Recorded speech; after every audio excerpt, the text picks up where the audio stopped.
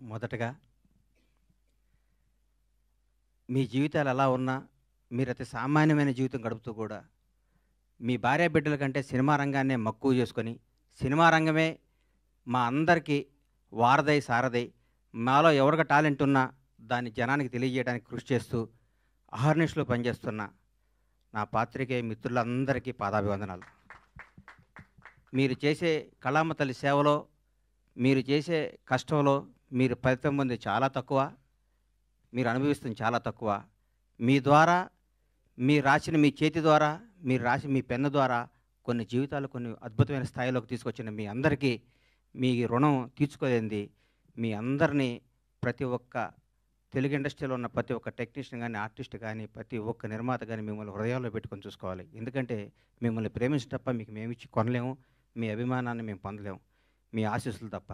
మీ అందరికీ ఫస్ట్ ఉదయపూర్వక ధన్యవాదాలు తెలియజేస్తున్నాను. ఎందుకంటే దాదాపు 7 సంవత్సరాల తర్వాత సినిమా రంగం మీడియా ద్వారా రావడం జరిగింది. మీడియా రంగంలో నాకు ఎంతో సన్నిహితులు.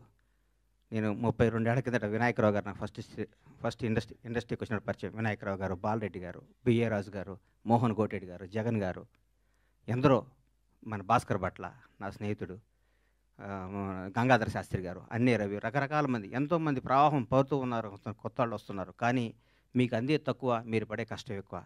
మీ విలువ తీర్చుకోలేంది, మీరు చేసే శ్రమకి వెలకట్టలేంది. మీ అందరికీ హృదయపూర్వక ధన్యవాదాలు. గబ్బర్ సింగ్. నా తల్లిదండ్రులు నాకు జన్మనిచ్చితే పవర్ స్టార్ పవన్ కళ్యాణ్ ఆయన నాకు బతుకునిచ్చాడు. పవన్ కళ్యాణ్ గారి గురించి ఎంత చెప్పుకున్నా నేను తక్కువే. నేను ఆర్థికంగా ఎంత స్థాయికి వెళ్ళినా కానీ పవన్ కళ్యాణ్ లేకపోతే నాకు ఇప్పుడు ఈ క్రేజు ఈ పేరు ఉండేది కాదు. మామూలుగా చిన్న చిన్న వేషాలు వేస్తూ ఉండి అప్పటికి కూడా ఏ రోజు కూడా బండ్లా గణేష్కి క్యారెక్టర్ కావాలి, ఈ క్యారెక్టర్ బండ్లా గణేష్ అనే స్థాయికి నా జీవితంలో రావటం జరగలేదు. వేషాలు వేయటం జరుగుతూ ఉండేది, రకరకాలు ఉండేది. ఒకనొక టైంలో అప్పుడు అసిస్టెంట్గా ఉన్న మా blockbuster director Harish Shankar గారు కూడా నాకు ఒక చింతకాయల రవి అనే సినిమాలో నన్ను రికమెండ్ చేసి అమెరికా పంపించారు అప్పట్లో. అప్పటి నుంచి మా సన్నిహిత సంబంధాలు మాకుండేవి. నన్ను నిర్మాతం చేశారు పవన్ కళ్యాణ్ గారు. ఒకరోజు పిలిచి ఎందుకో అన్నాడు, కానీ నువ్వు సినిమాలు చేస్తావు, నేను నిర్మాత చేస్తాను. నేను షాక్ అయ్యి, నేను నమ్మలేదు.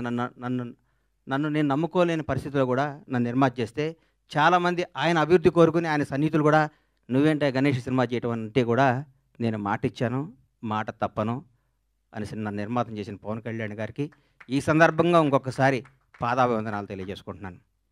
గబ్బర్ సింగ్ ఒక చరిత్ర. ఈరోజు మార్నింగ్ ఎక్కడో వాకింగ్ చేసి బయటకు వస్తుంటే, ఏందన్నా గబ్బర్ సింగ్ రిలీజు అంటున్నావు, టీవీలో వస్తుంది, గొడవ ఉంది, రెండో రిలీజ్కి ఎంత క్రేజ్ అయిందా అని అడిగాడు ఒక ఆయన. నేనన్నా, హిందువులకి భగవద్గీత, ముస్లింలకి ఖురాన్, క్రైస్తవులకి బైబిల్ ఎంత పవిత్రమైందో పవన్ కళ్యాణ్ అభిమానులకు కూడా గబ్బర్ సింగ్ ఎంత పవిత్రమైందిరా బాబు, అది అప్పుడు ఆ చిరస్థాయిగా గుండెల్లో ఉండిపోయేది అని చెప్పాను. దాని గురించి మనం ఏం చేయలేం. ఈ సినిమా అణువణువున ఏ బ్రహ్మ ముహూర్తాన భగవంతుడు ఈ ముహూర్తాన్ని క్లాప్ కొట్టించాడో కానీ ఏ బ్రహ్మ ముహూర్తం హరీష్ శంకర్ గురించి చెప్పాలి. హరీష్ శంకర్ అనేవాడు జీవితంలో కోపానికి పగకి తేడా ఉంటుంది. కోప్పడేవాడు ఎవడో హానికరదు. కోపం అనేది నీడపాము లాంటిది, అది కరిచిన ప్రమాదం లేదు. పగ అనేది నాగుపాము లాంటిది, కరిస్తే చచ్చిపోతాం. మేమందరం కోప్పడే బ్యాచ్ అది. మేము ఏదన్నా గబగబ మాట్లాడుతుంటాం కానీ మేము ఏది మనసులో పెట్టుకోం. మాకు ఆ క్షణాన్ని ఆ పని అయిపోవాలి, ఆ క్షణం అది అయిపోవాలి. అంతేగాని మాకు కోపమో మాకు ఈగోనో మాకు మాట్లాడటం రాదని మీరు అనుకోవద్దు. మేము చాలా చిన్న స్థాయి నుంచి వచ్చిన వాళ్ళం కాబట్టి, చిన్న కుటుంబాల నుంచి వచ్చిన వాళ్ళం కాబట్టి, ఈ రంగుల ప్రపంచంలో మాకు స్థాయి వచ్చింది కాబట్టి, ఈ రంగుల దాంట్లో మాకు పేరు వచ్చింది కాబట్టి, దీన్ని నిలుపుకునే తాపత్రంలో మేము గబగబా మాట్లాడి కొన్ని తప్పులు చేస్తే దాన్ని మీరు మనసుకు తీసుకొని మమ్మల్ని హర్ట్ చేశాడు, మీ చేతిలో పెన్ అనే ఆయుధంతో మా జీవితాన్ని మీద మచ్చరాయకూడదని మనస్ఫూర్తిగా మీకు కోరుకుంటూ, మీ ఆశీస్సులు ఉండాలని ఆశిస్తూ, మీ అందరి ఆశీస్సులతో మేము పైకి రావాలని ఇంకొకసారి కోరుకుంటున్నాం. ఈ గబ్బర్ సింగ్ అనే సినిమాని అణువణువున ప్రతి అడుగు, ప్రతి మాట, ప్రతి క్షణం, ప్రతి కష్టం హరీష్ శంకర్కే చెందుతుంది. హీరో గారితో అంతకుముందు నేను తీన్మార్ సినిమా తీశా. హీరో గారు ఎవరేం చెప్తే చేస్తాడు, పాపం నమ్మితే వదిలేస్తాడు. గబ్బర్ సింగ్ అనే చిత్రాన్ని హరీష్ శంకర్ ఏం చెప్తే చేద్దామని ఫస్ట్ డే నాతో చెప్పాడు. బాబు నేను షర్టు గుడ్డి లిపితే పోలీసు అడిగిపోతాడా అని అడిగాను నేను ఒకరోజు. నీకెందుకురా, నువ్వు దూరం కూర్చో అనేవాడు నన్ను. ఆయన ప్రతి ఒక్కటి అంత గొప్ప సినిమా. 12 సంవత్సరాల కెరీర్లో ఆ ప్రయాణంలో ఒక్కొక్కళ్ళు మల్లెపూలు ఇస్తే కొంత తల్లో పెట్టుకుంటే కొంత ఎక్కడో పెట్టుకుంటారు. హరీష్ శంకర్ని వాడుకునేవాడికి తెలుస్తుంది హరీష్ శంకర్ పవర్ ఏంటో. వాడుకోనాడు ఎక్కడో పెట్టుకుంటే మనం ఏం చేస్తాం దానికి. ఇప్పుడు మల్లెపూలు ఉంటాయి, కొందరు తలలో పెట్టుకుంటారు, కొందరు దేవుడి దగ్గర పెడతారు, కొందరు ఇంకెక్కడో పెడతారు. మా హరిశంకర్ అనే ఒక డైమండ్ని ఎక్కడో పెడుతున్నారు. హరిశంకర్ అనేవాడు నాకు వస్తే, హరిశంకర్ అనేవాడు ఎక్కడితే ఆ పువ్వు అనేవాడిని ఎట్లా నేను చూపిస్తాను. నేను హరిశంకర్ అనేవాడిని అద్భుతంగా ఒక సీసాలో అద్భుతమైన సీసాలో సారా పోతే సారా సీసా అవుద్ది, పాలు పోతే పాలు సీసా, అమృతంతో అమృతం సీసా అవుద్ది. హరిశంకర్ అనేవాడు సీసాలు అంటాడు. ఆ సీసాలో అద్భుతమైన సినిమా కథ చేసుకుంటే హరీష్ శంకర్ తెలుగు ఇండస్ట్రీలో రాబోయే 25 ఏళ్ళు డైరెక్టర్గా నంబర్ 1గా ఉంటాడు. నాకు తెలుసు హరీష్ శంకర్ అంటే ఏంటో, నాకు తెలుసు. పవన్ కళ్యాణ్ గారి గురించి ఏం చెప్పమంటారు, ఎందుకు చెప్పమంటారు, ఎన్నేం చెప్పమంటారు. ఒక గొప్ప మానవత్వం గల వ్యక్తి, ఒక నిజాయితీ గల నిబద్ధత గల వ్యక్తి, నీతివంతుడు. తన కోసమే కాదు, తన బిడ్డల కోసమే కాదు, తన బిడ్డల కోసం, తన కుటుంబం కోసం అంటే సంవత్సరానికి ఒక సినిమా చేసుకుంటూ ఎవరిని కలపకుండా 6 నెలలు ఇక్కడ, 6 నెలలు ఫారిన్లో, 6 నెలలు జనాన్ని కనపడకుండా నెలకు 10 రోజులు షూటింగ్ చేసుకుంటూ సంవత్సరానికి భారతదేశంలో ఏ నటుడు పొందనంత అత్యధిక రెమ్యునేషన్ పొంది కూడా హాయిగా బతకగల కెపాసిటీ ఉన్న పవన్ కళ్యాణ్ ఈరోజు జనం కోసం కుటుంబాన్ని వదిలేసి, పిల్లల్ని వదిలేసి, తన సుఖాలను వదిలేసి, అన్నీ వదిలేసి అహర్నిశలు పోరాడి 10 సంవత్సరాల, దాదాపు 10 సంవత్సరాల పాటు, 10-12 సంవత్సరాల పాటు ప్రజల కోసం పోరాడి ఈరోజు ఒక స్థాయిలో ఉన్నారు. నేను పూర్తి స్థాయిలో ఉన్నాను నేను చెప్పను, ఎందుకంటే నేను ఆయన ఎక్కడో ఊహించుకున్నాను. అది అవుద్ది, ఆయన రోజు నేను మాట్లాడతా. పవన్ కళ్యాణ్ ఒక నిబద్ధత గల వ్యక్తి, నిజాయితీగా బతికే మనిషి, నీతిగా బతికే మనిషి. నన్ను ఒక ఆయన, అరే హీరో పవన్ కళ్యాణ్ గారు ముఖ్యమంత్రి అయ్యారు కదా, ఒక చిన్న పని చెప్తా అన్నాడు. నేను పైనుంచి కింద చూశాను, నిన్ను నన్ను కొడతాడు నాయన, మనం కొందరిని దూరం నుంచి చూడాలి, కొందరు దగ్గరికి వెళ్తాను ట్రై చేయకూడదు, మనకు అనవసరం అవన్నీ, ఆయన ఎప్పుడు పిలిస్తే వెళ్తాను వదిలే అని చెప్పాను. అట్లాంటి పవన్ కళ్యాణ్ గారితో గబ్బర్ సింగ్ లాంటి సినిమా తీయటం, దాన్ని రిలీజ్ చేయాలని 1 ఇయర్ బ్యాక్ నేను, నా మిత్రుడు మర్చిపోయాను. ఈ గబ్బర్ సింగ్ అనే సినిమాని ఎట్లా రిలీజ్ చేయాలంటే దీన్ని హీరో గారిని నాకంటే ఎక్కువ ప్రేమించేవాడు ఎవరున్నారు, ప్రేమించి ఈ సినిమా రిలీజ్ చేయాలి, ప్రేమించి ఈ సినిమా డైరెక్ట్ చేశాడు హరిశంకర్, ప్రేమించి ఈ సినిమా తీశాను నేను, ప్రేమించి అద్భుతంగా మ్యూజిక్ చేశాడు దేవిశ్రీ ప్రసాద్. ప్రతి ఒక్కళ్ళు, రమేష్ రెడ్డి గారు కానీ, సతీష్ కానీ, ఆ కోడైరెక్టర్లు కానీ, మా బాబీ కానీ, రామారావు గారు కానీ, ప్రతి ఒక్కళ్ళు ఈ సినిమాకి, మా విజయ్ కానీ డైరెక్టర్ అయ్యాడు, విజయ్ కానీ ఒక్కళ్ళు కాదు, మా హనుమంతరావు గారు కానీ, మా సుబ్రహ్మణ్యం కానీ, మా అయ్యప్ప కానీ, మా ప్రొడక్షన్ కానీ, మా టీం, మా శ్రీనివాస్ గారు కానీ, ప్రతి ఒక్కళ్ళు ఈ సినిమా ఇది కొట్టాలి సార్, ఇది కొట్టాలి, ఇది పండగ. ప్రతిరోజు మా ఇంట్లో ప్రతి షూటింగ్ అంటే పండగ జరిగే షూటింగ్. ఈ షూటింగ్లో హీరో గారు గుర్రం నుంచి పడబోయాడు. ఇక్కడ మన అది ఎవరన్నది గుజరాత్లో. షాక్ అయిపోయాను నేను, కింద పడితే ప్రాణం పోయేది. ఆ రోజు పవన్ కళ్యాణ్ గారికి ప్రాణం పోయేది. మాకు తెలియదు ఆ గుర్రం మా మాట ఉంటుందని. డైరెక్టర్ ఉన్నాడు, నేనున్నాను, గుండె ఆగిపోయింది. ఆ రోజు పొరపాటున ఎన్ని ప్రమాదాలు తట్టుకున్నామండి ఈ సినిమాలో, ఎన్ని ప్రమాదాలు. ఎంత కష్టపడ్డాడండి హీరో గారు. డైరెక్టర్ ఏం చెప్తే చేయమన్నాడు, ఏం చెప్తే చేశాడు. జనం దీనికి బ్రహ్మరథం పట్టారు. పవన్ కళ్యాణ్లో కడుపు నిండా ఒకే రోజు బిర్యానీ, చికెన్ బిర్యానీ, మటన్ బిర్యానీ అన్ని కలుపుకొని కడుపు నిండా నిద్రపోయిన ఈ సినిమాని ఈ విధంగా రిలీజ్ చేయటం నా అదృష్టం. మా సత్యనారాయణ గారికి, ఈ సత్యనారాయణ గారిని ఎందుకు ఎన్నుకున్నానంటే, జనసేన నాయకుడు ఆయన. పవన్ కళ్యాణ్ గారిని నాకంటే ఎక్కువ అభిమానించేవాడు, పవన్ కళ్యాణ్ గారిని నాకంటే ఎక్కువ ఉన్నత స్థాయిలో చూడాలని గొడవ కూడా చేసేవాడు. అట్లాంటి ఆయన చేతిలో ఈ సినిమా పెడితే అద్భుతంగా ఉంటుంది.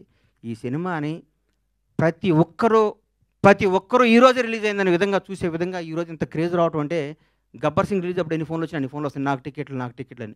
నేను థియేటర్లకు ఫోన్ చేసిన టికెట్లు, సార్ ఇది సెకండ్ రిలీజ్ అని మేము ఆల్రెడీ అన్ని పెట్టేస్తే మొత్తం అయిపోయినాయి సార్, మాకే టికెట్లు లేవంటున్నారు వాళ్ళు. నేనేం చెప్పాలి, నాకు అర్థం కావట్లేదు. థియేటర్లు పెంచుతున్నాం, అద్భుతంగా చేస్తున్నాం. ఇది సినిమాని ఇంకొకళ్ళు రిలీజ్ చేయాలంటే కూడా గబ్బర్ సింగ్ అంత కలెక్షన్ రావాలని అనుకొని రిలీజ్ చేసే స్థాయిలో ఉంటుంది ఈ సినిమా రిలీజ్. ఏ సినిమా రిలీజ్ గబ్బర్ సింగ్లా కలెక్ట్ చేస్తండి అని ఏ సినిమా అయినా ఈరోజు తెలుగు సినిమా రంగం, భారతదేశంలో తెలుగు సినిమా రంగం వైపు చూస్తున్నారు. ఒకప్పుడు బాంబే అనేవాళ్ళు, తమిళనాడు, చెన్నై ఎట్లా అనేవాళ్ళు. ఈరోజు ఇండియన్ మొత్తం, ఒక రాజమౌళి, ఒక సుకుమార్, ఎంతోమంది, ఒక మన నాగశ్విన్, అద్భుతమైన డైరెక్టర్లు మన ఇక్కడి నుంచి వెళ్తున్న. భారతదేశం మొత్తం తెలుగు వాడిని చూసి తెలుగు నిర్మాత, తెలుగు డైరెక్టర్, తెలుగు యాక్టర్ని గర్వంగా చూస్తున్న స్థాయికి వస్తే, ఈ రంగంలో నేను 7 సంవత్సరాల సినిమా తీయడం చాలా బాధ అనిపిస్తుంది. నేను తప్పు చేశాను, నన్ను క్షమించాలి. నేను సినిమాలు తీస్తా, నేను సినిమాల్లోనే పుట్టాను, సినిమాల్లోనే ఉంటాను. సినిమానే నా వ్యాపకం, సినిమానే నా జీవితం, సినిమానే నా ఆశ. బ్లాక్ బాస్టర్ల సినిమాలు తీస్తా, బ్లాక్ బాస్టర్స్. ఇండస్ట్రీ మొత్తం బండ్లా గణేష్, పరమేశ్వర ప్రొడక్షన్స్ అంటే ఏంటో మళ్ళీ చూపిస్తానికి అదే సంకల్పంతో బతుకుతానని మీ అందరూ ఆశీస్సులు కావాలి, మీ అందరి అభిమానం కావాలి, మీ అందరి ప్రోత్సాహం కావాలి. ఎక్కడెక్కడ నేను చిన్న తప్పులు చేసినా నన్ను క్షమించి నన్ను రెక్టిఫై చేయాలి, కానీ దాని మీద రాయకూడదు మీరు. అది నా విన్నపం. ఎందుకంటే వీడు దొరికాడని రాస్తారు, అది నా విన్నపం. అందుకని థ్యాంక్ యూ. ఈ సినిమాను ఆదరించి మళ్ళీ ఈ సినిమాకు వచ్చే కలెక్షన్స్ బిత్తరపోయే విధంగా ఉండాలని మనస్ఫూర్తిగా కోరుకుంటూ, ముఖ్యంగా పవర్ స్టార్ అభిమానులకి మనందరికీ నేను చెప్తున్నా, ఇంతకుముందు పవర్ స్టార్ పవన్ కళ్యాణ్ గారు మనం ఏం చేసినా పవన్ కళ్యాణ్ అభిమాని ఎగిరినా ఒక న్యూసే, తగ్గిన న్యూసే. ఇప్పుడు నేను చెప్తున్నా, గౌరవ ఆంధ్రప్రదేశ్ రాష్ట్ర ఉప ముఖ్యమంత్రి, జనసేన నాయకుడు, ఈరోజు భారతదేశాన్ని పరిపాలిస్తున్న ప్రభుత్వంలో ఒక కీలక పాత్ర పోషిస్తున్న మహోన్నత వ్యక్తి. మనం థియేటర్లో చాలామంది థియేటర్లు ఎందుకు ఇవ్వట్లేదు అంటే, బాబోయ్ మీ పవన్ కళ్యాణ్ ఫ్యాన్స్ మా సీట్లు ఎరగొడతారంటున్నారు. మీ అందరికీ చెప్తున్నాం సార్, ఎగ్జిబిటర్స్ అందరికీ, మా పవన్ కళ్యాణ్ ఫ్యాన్స్ ఇంతకు ముందు కాదు, క్రమశిక్షణ గల వాళ్ళు, మీ సీట్లు ఎరగొట్టరు, ఆనందం తెలియజేసుకుంటారు, మీకు ఏ నష్టం చేయరు. దయచేసి మాకు థియేటర్లు ఇవ్వండి. దయచేసి చేతులెత్తి నమస్కరిస్తున్న ఎగ్జిబిటర్స్ అందరికీ థియేటర్స్ ఇవ్వండి. పవన్ కళ్యాణ్ ప్రతి ఒక్క అభిమాని సెప్టెంబర్ 2వ తారీఖు నాడు ఉదయాన్నే గుడికి వెళ్తాడు, 11 థియేటర్కి వెళ్తాడు. ఇది కన్ఫర్మ్. గుడికి వెళ్ళి పవన్ కళ్యాణ్ 100 ఏళ్ళు బతకాలనుకుంటారు, థియేటర్కి వచ్చి పవన్ కళ్యాణ్ ఉత్సవాలు చూసుకుంటారు. ఈ రెండింటిని మాత్రం మీరు మమ్మల్ని నిరుత్సాహపరచొద్దు. దయచేసి ఆంధ్రప్రదేశ్లో ఉన్న తెలుగు రాష్ట్రాల్లో ఉన్న ప్రతి ఎగ్జిబిటర్కి చేతులెత్తి నమస్కరిస్తే రిక్వెస్ట్ చేస్తున్నా, థియేటర్ మీ థియేటర్ పవన్ కళ్యాణ్ ఫ్యాన్స్ తరపున, పవన్ కళ్యాణ్ అభిమానుల తరపున, ఒక అభిమానిగా, పవన్ కళ్యాణ్ భక్తుడుగా నేను మీ అందరికీ మాటిస్తున్నాను, మా వాళ్ళు థియేటర్లు ఎరగొట్టరు, థియేటర్లు ఆగం చేయరు. పవన్ కళ్యాణ్ మనుషులు అండి మేము. మా బాస్ ఇలా ఆంధ్రప్రదేశ్ రాష్ట్ర ఉప ముఖ్యమంత్రి, జనసేన అధ్యక్షుడు, ఇంతకుముందు పవర్ స్టార్ కాదు. మేము మా దేవుడి కోసం మీకు ఏ హాని తలపెట్టాం, మేము అభిమానించుకుంటాం. ఈ గబ్బర్ సింగ్ సినిమా తీస్తే మాకు దైవ దర్శనం జరిగినట్టు కాబట్టి మా దైవ దర్శనానికి మీరు ఆటంకం కలిగించొద్దని రిక్వెస్ట్ చేస్తున్నాం. ఈరోజు ప్రతి ఒక్క కార్యకర్త, తెలుగుదేశం లేదు, బీజేపీ లేదు, ఆంధ్రప్రదేశ్లో ఉన్న జనసేన ప్రతి ఒక్కళ్ళ రోజు థియేటర్లో ఉంటా ఉంటున్నారు. మీరు థియేటర్లు ఇకపోతే ఎట్లా సార్? ఇవ్వండి, దయచేసి ఇవ్వండి, మమ్మల్ని ఎంకరేజ్ చేయండి. Thank you. Super sir, thank you so much. డెఫినెట్గా ఇప్పుడు అభిమానులందరూ కేవలం పవర్ స్టార్